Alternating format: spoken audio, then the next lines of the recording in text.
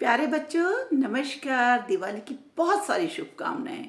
आशा है आपने दिवाली बहुत अच्छी बिताई होगी और आप आज भैया दूज बना रहे होंगे, क्योंकि दिवाली की इस धूमधाम और व्यस्तता भरे समय में आपको कुछ और चीज़ के लिए समय तो हुआ नहीं, इसलिए मैंने भी कोई कहानी नहीं डाली। लेकिन आज मैं फिर से कहानी सुना रही हूँ। तो दीक्षा दीदी आपके सामने फिर से एक नई कहानी लेके आई हैं और कहानी का नाम बड़ा विचित्र है, मिट्टी खोदे खपाखप। है ना विचित्र? पुरानी कहानी है और बड़ी रोचक सी है। तो बच्चों, जो ये मिट्टी खोदे खपाखप कहानी है, ये 4 मित्रों की है, दोस्तों की। आप जानते ना, दोस्त आपके भी होंगे।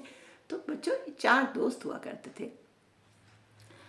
ये दोस्त भी थे और बड़ी गरीबी स्थिति में थे, बड़ी परेशानी वाली ज़िंदगी जी रहे थे। चारों बड़ी जुगाड़ करते तब कहीं जाके कहीं खाने पीने की इनकी व्यवस्था हो पाती। तो एक बार इन चारों ने सोचा क्यों ना राजा के पास जाया जाए और राजा से कुछ मांग की जाए कि हमें कुछ ऐसा उपहार दे दें। उनसे उनसे कुछ ऐसा कहा जाए कि वो हमें खुश होकर कुछ उपहार दे दें। अब ये सोचें, जाने का इन्होंने प्रोग्राम बना लिया और ये चल दिए। अब भाई ये चल दिए, चलते चलते इनके ने सोचा कि हम राजा से कहेंगे क्या? कुछ तो हमने सोचा ही नहीं है, हमारे दिमाग में कुछ आया नहीं। मूर्ख भी थे, गंवार भी थे, पढ़े लिखे भी नहीं थे। और मतलब गंवार का मेरा ये मतलब नहीं है कि गांव में रहने वाले थे। गांव में रहने वाला गंवार नहीं होता, वो तो हमारा के पालक है, किसान है। लेकिन ये पढ़े लिखे नहीं थे, इनको पढ़ने लिखने का कभी मौका नहीं मिला। और गंवार थे का मतलब ये है कि इन्हें जीवन जीने का तरीका नहीं मालूम था, सीधे साधे थे। इनको आइडिया नहीं था कि हम कैसे किसी से बात करें, क्या करें। चालाकी चतुराई कुछ नहीं थी, धूर्तता बिल्कुल नहीं थी। ऐसे ये लोग 4 मित्र थे। अब जब ये चले बच्चों, तो इन्होंने सोचा क्या करूं। अचानक इधर चल चलते इन्होंने एक देखा कि एक चूहा जो है मिट्टी को खोदा जा रहा, खोदा जा रहा, खोदा जा रहा, खोदे जा रहा है। तो पहला वाला दोस्त चला, मिल गया, मिल गया, राजा से क्या कहूँगा, मिल गया। मतलब क्या कहेगा? उसका मिट्टी खोदे घपाघप। उसने तो उसको याद कर लिया, मिट्टी खोदे घपाघप, मिट्टी खोदे घपाघप। अब 3 सोचने लगा, अरे इसका तो हो गया कि ये क्या कहेगा, अब हम क्या कहेंगे, ये कैसे पता चलेगा। तो उन्होंने क्या करा, अब चलते गए चलते गए चलते गए चलते गए। अच्छा, अचानक चलते हुए इन्होंने देखा कि सड़क के किनारे घास पे एक मेंढा बार बार उछल रहा है, बैठ रहा है, उछल रहा है, बैठ रहा है, उछल रहा है, बैठ रहा है। तो दूसरा एकदम से चिल्लाया, बोला मिल गया, मिल गया, क्या कहूँगा, मिल गया, राजा से क्या कहूँगा, मिल गया। उनका क्या कहेगा, क्या कहेगा? उसने कहा मैं कहूँगा, क्या कहते हैं, बैठ गया है धपाधप, बैठ गया है धपाधप, ऐसा कहूँगा। तो बोले अच्छा, तू ऐसा कहेगा, बैठ गया है धपाधप? बोले हाँ। उसने कहा मैं कहूँगा मिट्टी खोदे खपाखप। तू क्या, वो बोला, दूसरा बोला मैं कहूँगा बैठ गया है धपाधप। बोले 2 बोले अरे तुम्हारा तो बढ़िया हो गया, तुम्हारे पास तो 2 लाइनें हो गई, तुम तो राजा तुमसे खुश हो जाएंगे। अब हम क्या कहेंगे? वो चलते गए चलते गए चलते गए। तो आगे जाकर उन्होंने देखा एक सुअर जो है कीचड़ में घुसता जा रहा है, बार बार लोटपोट कर रहा है, फिर घुस रहा है, फिर पानी में जा रहा है, फिर लोटपोट कर रहा है, घुस रहा है, पानी में जा रहा है, लोटपोट कर रहा है। बोला मिल गया, मिल गया, समझ गया, समझ गया, राजा को क्या कहूँगा, समझ गया। उसने कहा क्या कहेगा, क्या कहेगा, जरा बता। बोला घसते रहो घसा घस, फिर दो पानी, घसते रहो घसा घस, फिर दो पानी। तीनों मित्रों की बात हो गई। अब चौथा मित्र बोला अरे यार, मैं ही रह गया हूँ जिसके पास कुछ नहीं है, मैं क्या कहूँगा, समझ में नहीं आ रहा, समझ में नहीं आ रहा। वो थोड़ा उदास सा हो गया, बोला इन तीनों का तो काम बन गया, मैं क्या कहूँगा अब। खैर वो आगे को चले। बोले तू चिंता क्यों कर रहा, कुछ ना कुछ अभी हो जाएगा, अभी तो रास्ता बहुत बड़ा है। शहर आने वाला था, शहर भी आ गया। अब क्या करे, राजीव भी आ गया। अचानक उसकी नज़र पड़ी कि एक आदमी साइकिल में जा रहा है, ऐसे ऐसे दौड़ते दौड़ते जा रहा है। उसकी नज़र साइकिल में पड़ी। बोला अरे यार, समझ गया, मैं भी समझ गया, मैं क्या कहूँगा, समझ गया, मैं कहूँगा बड़ा रास्ता छोटी गली, बड़ा रास्ता छोटी गली, जानता हूँ क्या करने चली साइकिल।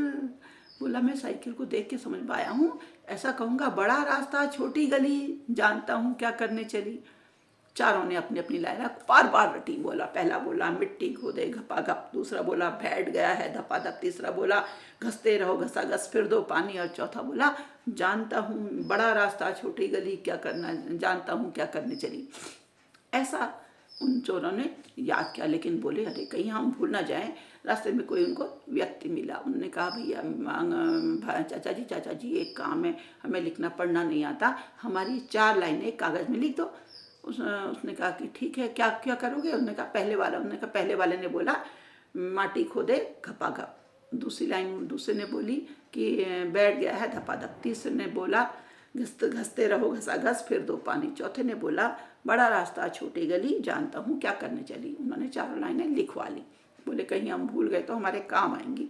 उस व्यक्ति ने लिखकर उनको दे दी। वो कागज उन्होंने संभाल लिया। अब वो राजा के दरबार में पहुंचे कि बोले राजा जी हम आपसे कुछ निवेदन करना चाहते हैं। उन्होंने वो पर्ची राजा को दे दी और राजा ने उसे पढ़ा।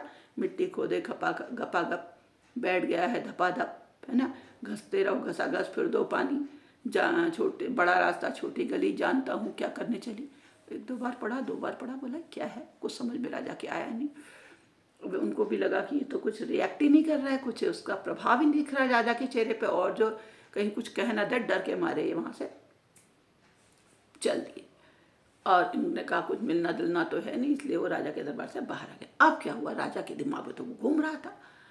उधर बच्चों राजा के बड़े दुश्मन भी होते हैं, तो उनका जो मंत्री था वो किसी तरह राजा का राज्य हड़पना चाहता था।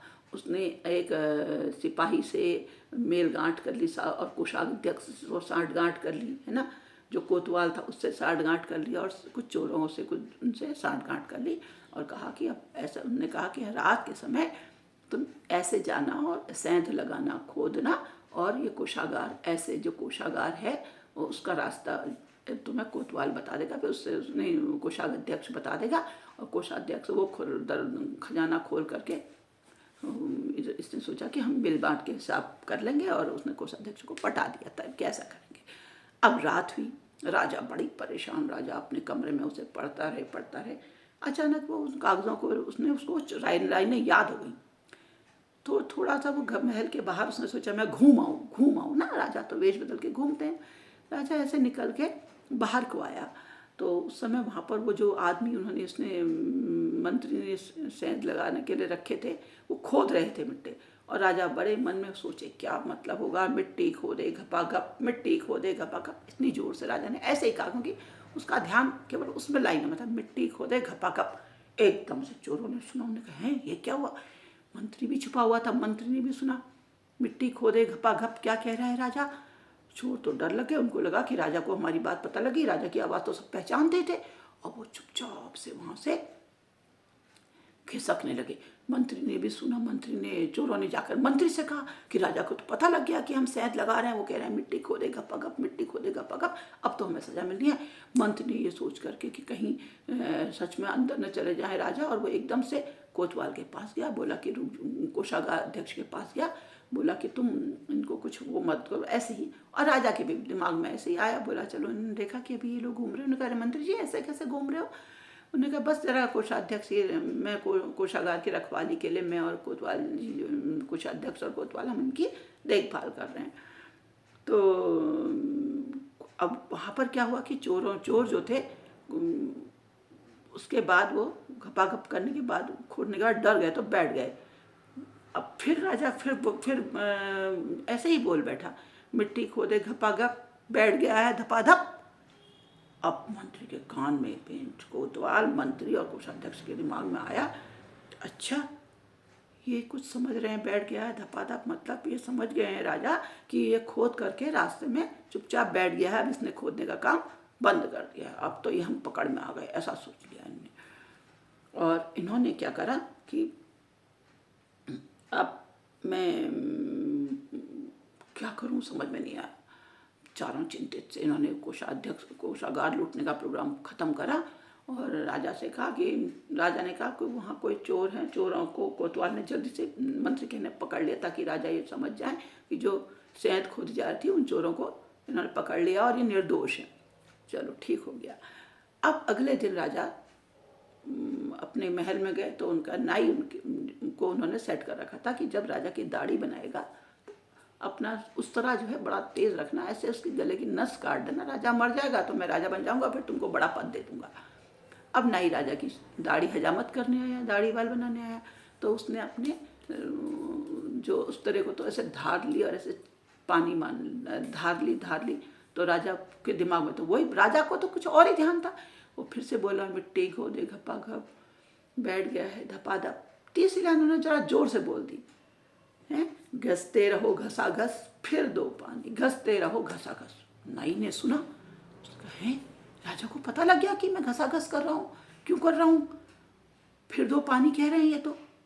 और मतलब दाढ़ी बनाने से पहले जैसे मुंह में पानी लगाते हैं, शेविंग करने से पहले से गीला करते हैं ना, तो उसने जैसे ही राजा ने कहा घिसते रहो घसाघस फिर दो पानी, अब तो नाई के समझ में को लगा कि ये तो कह रहे हैं कि भैया कुछ गड़बड़ है। अब वो राजा के आया, हजामत करने के लिए आया, तो एकदम से राजा बोल उठे, उनके दिमाग में था, बोला, "बड़ा रास्ता छोटी गली, जानता हूँ क्या करने चली।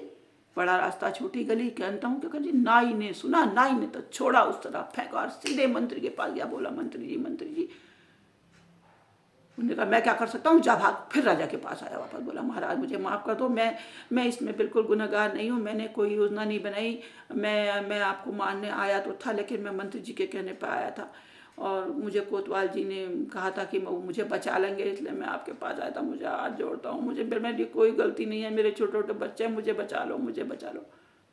राजा के समझ में कुछ आया नहीं। राजा ने दरबार बुला दिया। राजा ने कहा, "हाँ भाई, कल सब कोतवाल को बुलाया।" उन्होंने कहा, "कोतवाल जी, इस नाई को पकड़ो और उन चोरों को पकड़ो और आ जाओ वहाँ, दरबार में आ जाओ।" कोतवाल की समझ में नहीं आया। राजा जी फिर बोले, फिर राजा जी तो अपने दिमाग में थे, राजा जी को कोई ध्यान, दरबार बुला ले, लेकिन उनके दिमाग में तो वो 4 लाइनें घुस रही थी। बोले, "मिट्टी खोदे घपाघप, बैठ गया है धपाधप, घसते रहो घसाघस फिर दो पानी, बड़ा रास्ता छोटी गली, जानता हूँ क्या करने चली।" ये चारों लाइनें बार बार दोहराए तो एकदम से नाई और वो तो पकड़े गए। तो जैसे ही उन्होंने कहा बड़ा रास्ता छोटी गली, चाहता हूँ, मंत्री और कोतवाल और कोषागार अध्यक्ष उनके पैर पड़ गए। बोले, "नहीं महाराज, बिल्कुल हमारी गलती नहीं है, मंत्री जी ने हमको धोखा दिया, उन्होंने हमको ये करा था, ये मंत्री जी आपको मार करके आपकी गद्दी हड़पना चाहते थे।" और अच्छा, राजा ने एकदम समझ गए। राजा ने तुरंत सिपाहियों को आवाज़, "सिपाहियों पकड़ लो इन 5 को।" और उन सबको पकड़कर कारागार में ठूंस दिया। जेल, कारागार जानते हैं ना, कारागार जेल को कहते हैं, जहाँ अपराधियों को बंद किया जाता है। तो बच्चों ऐसा हो गया। अब राजा जी ने कुछ विद्वानों को बुलाया, विद्वानों से कहा कि ये जो 4 लाइन का, महाराज आपको पता कैसे चला हम ऐसा कर रहे हैं? बोले, "सिपाहियों को दौड़ाए, मन का महामंत्री, दौड़ लगाओ, उन 4 को पकड़ के लाओ, जो कल 4 मेरे पास यहाँ 4 लड़के आए थे।"